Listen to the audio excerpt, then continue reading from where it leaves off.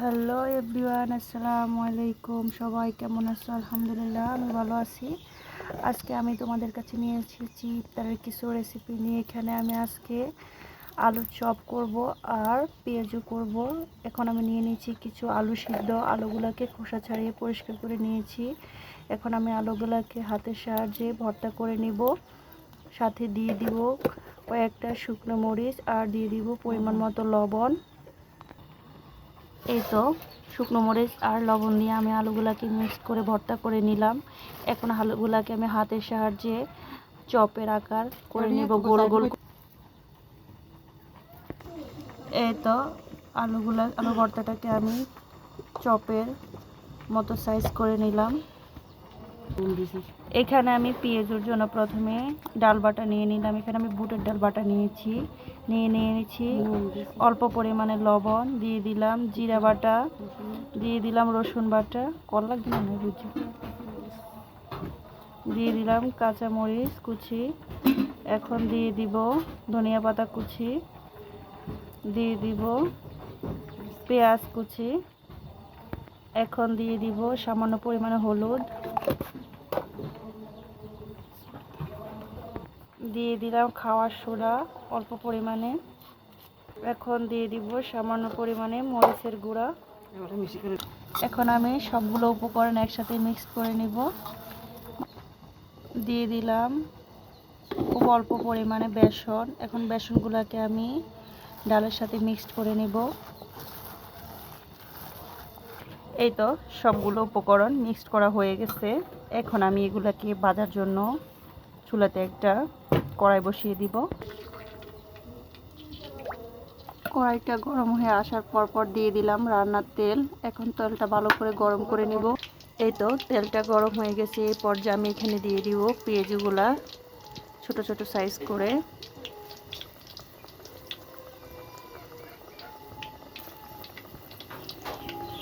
সবগুলো পেঁয়াজ আমি দিয়ে দিব।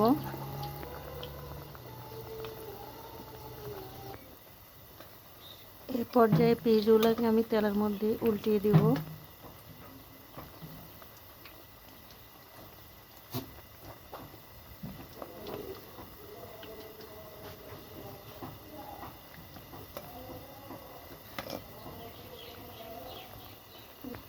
পেঁয়াজগুলোকে মিডিয়াম হিটে আমি ভালো করে ভেজে নিব, যাতে পেঁয়াজগুলো ব্রাউন কালার হয়ে যায় আর ভিতরটাও ভালো করে ভাজা ভাজা হয়ে যায়। এই তো পেঁয়াজগুলো ভাজা হয়ে গেছে। এখন আমি এগুলোকে তুলে নিলাম। এখন আমি বাকি পেঁয়াজগুলো তেলের মধ্যে ছেড়ে দিব ভাজার জন্য। এগুলোকে আমি ভালো করে ব্রাউন কালার করে ভেজে নিব।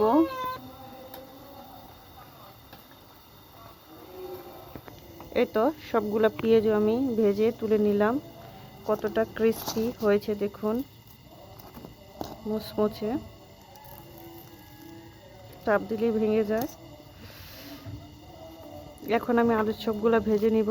এখানে আমি বেসন গুলে নিয়েছি। এখন বেসনের মধ্যে আমি দিয়ে দিব ভর্তা করে রাখা আলুর চপের গুলা।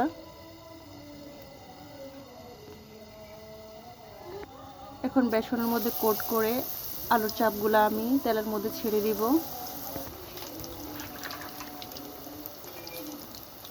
চপগুলোকে ভালো মতো আমি ব্রাউন কালার করে ভেজে নিব। এই তো আলুর চপগুলোকে আমি ভেজে তুলে নিব। এখন আমি বাকি আলুর চপগুলোকে ভাজবো।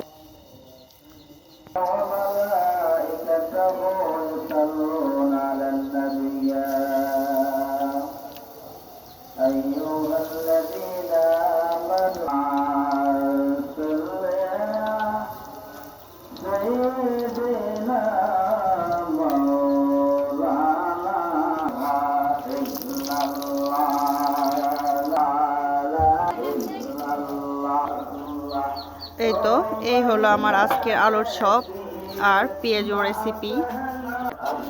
আপনারা সবাই অবশ্যই কমেন্টস করে জানাবেন আমার আজকের এই পেঁয়াজু, বুটের ডালের পেঁয়াজু আর আলুর চপের রেসিপিটা কেমন হয়েছে।